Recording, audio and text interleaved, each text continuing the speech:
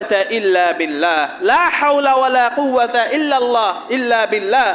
এই যে দোয়াটা রয়েছে, জিকির রয়েছে, এই জিকিরটারও অনেক ফজিলত রয়েছে। এই বিষয়ে একটি হাদিস রয়েছে, আল্লাহর নবী সাল্লাল্লাহু আলাইহি ওয়াসাল্লাম তিনি বলছেন, আন নবী মুসা রাদিয়াল্লাহু আনহু قال قال رسول الله সাল্লাল্লাহু আলাইহি ওয়াসাল্লাম, আবু মুসা রাদিয়াল্লাহু আনহু তে বর্ণিত, আল্লাহর নবী বলেছেন, আলা আদুল্লুকা আলা কানজিম মিন কুনুজিল জান্নাহ, ও আমার সাহাবী আবু মুসা, তোমাকে কি জান্নাতের সবচেয়ে উত্তম সম্পদের সুসংবাদ আমি দিব না?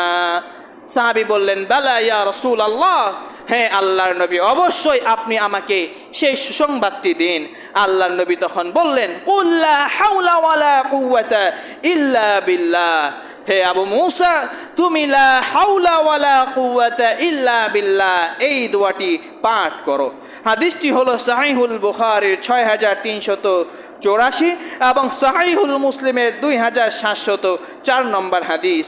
অন্য এক বর্ণনায় রয়েছে, আন আবি যাররিন রাদিয়াল্লাহু আনহু قال আওসানি খালিলি, আমার প্রিয় নবী আমাকে নসিহত করেছেন, উপদেশ দিয়েছেন, أن أكثر أن أكثر من قولي لا حول ولا قوة إلا بالله, আমি যেন বেশি বেশি করে লা হাওলা ওয়ালা কুওয়াতা ইল্লা বিল্লাহ এই জিকিরটি করি।